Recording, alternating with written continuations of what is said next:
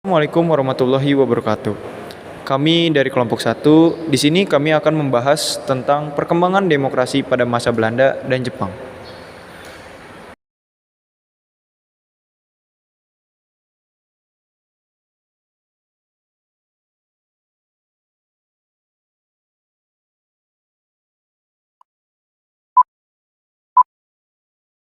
Asal-usul perkembangan demokrasi pada masa Belanda. Pembentukan Volksraad sendiri berawal dari rasa ketidakpuasan kepada pemerintahan Belanda yang dilakukan oleh para tokoh organisasi penggerakan nasional yang ingin keadilan pemerintahan Hindia Belanda dengan adanya demokratis untuk penduduk Nusantara. Pada 16 Desember 1916, Belanda menyetujui usulan dari tokoh organisasi tersebut dengan menambahkan lembaga Volksraad dalam konstitusi Hindia Belanda. Akhirnya, pembentukan Volksraad terlaksana pada masa pemerintahan Graaf van Limburg-Stirum bersama Menteri Urusan Koloni Belanda Thomas Bastiaan Pleyte. Volksraad resmi bertugas dan berfungsi pada tanggal 18 Mei 1918. Lembaga ini juga berwenang sebagai penasehat. Namun, pada tahun 1927, Volksraad memiliki kewenangan di mana gubernur-gubernur memiliki hak veto yang membuat kewenangan Volksraad sangat disegani. Tujuan menyalurkan aspirasi sebagai parlemen yang mewakili rakyat Indonesia serta menyetujui pembentukan Volksraad menurut Belanda ini sangatlah berbeda jauh dari kenyataannya. Dewan Rakyat Hindia yang dianggap sebagai boneka pemerintahan untuk mengendalikan amarah bumi putra tapi alhasil melahirkan sederet nama besar yang berpikir visioner seperti M.H. Tamrin, Abdul Musis, Otto Iskandar Dinata yang nantinya perjuangan mereka akan menjadi corong perjuangan Hindia Belanda.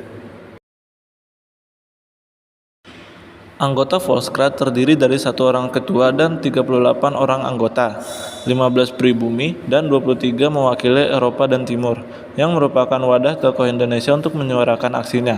Pada tahun 1930 dan 1933, mereka berhasil menghapus ordonasi sekolah liar dan Kenalae Sanctiae atau aturan untuk menghukum kuli.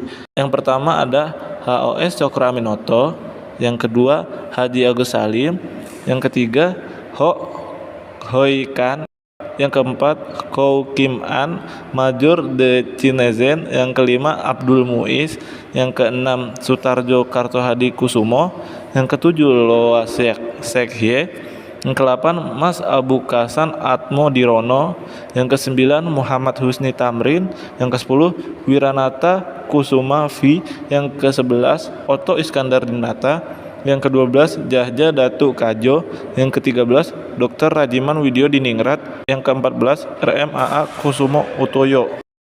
Perkembangan demokrasi masa Jepang. Meiji Era 1868 sampai 1912. Awal mula masuknya demokrasi ke dalam Jepang. Konstitusi Meiji dibuat sebagai cara Jepang untuk mengejar ketertinggalan terhadap bangsa barat. Terjadi banyak perubahan yang memiliki dampak signifikan terhadap kehidupan masyarakat Jepang.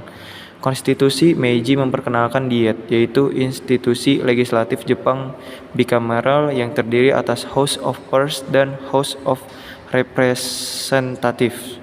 Hadirnya konsep hak asasi manusia. Hybrid democracy, sistem pemerintahan Jepang memberi kesempatan untuk masyarakat mengemukakan pendapatnya dan memberikan hak asasi manusia, tetapi tidak banyak masyarakat yang ikut campur dalam pemerintahan. Meiji Era pada tahun 1912 sampai 1926, liberalisasi demokrasi, normalisasi partai politik, masyarakat Jepang bebas untuk membentuk partai politik. Lalu ada demokrasi representatif, pembentukan partai politik menampung suara rakyat. Lalu, 7 kabinet berturut-turut dibentuk dengan anggota dari partai-partai politik yang ada. Universal Manhood Suffrage. Lalu ada banyak gerakan-gerakan yang memperjuangkan hak pilih untuk wanita. Pre-1945 Showa Era 1928 sampai 1945. Kegiatan ekspansionalisme menurunkan tingkat demokrasi Jepang. Normalisasi partai politik hilang ketika pemerintah membuat propaganda anti partai politik. Hako Ichiu 8 penjuru dunia di bawah satu atap. Kokutai, konsep yang menganggap bahwa seluruh masyarakat Jepang adalah satu keluarga besar yang dipimpin oleh kaisar. 1945 Showa era, dari tahun 1945 sampai 1989. Penyerahan diri Jepang tanpa syarat sebagai konklusi dari kekalahan Perang Dunia Kedua. Perubahan konstitusi Jepang untuk memenuhi kesepakatan Potsdam menghasilkan liberalisasi demokrasi yang sepenuhnya. Hak memilih untuk wanita. Anggota House of Representatives tidak lagi dipilih dari kaum bangsawan. Heisei era 1989 sampai 2019. Reformasi di bidang pemerintah yang berorientasi demokrasi. Penambahan kursi House of Representatives. Reformasi birokrasi dilakukan dengan memperluas kabinet sekretariat, memberikan sektor administrasi kekuatan untuk menerobos agenda politik dan tidak selalu menundukkan diri pada tuntutan dari berbagai kementerian. Terima kasih telah menonton. Maaf bila ada kata-kata yang salah. Ikan hiu makan tomat, muka lu kontol amat.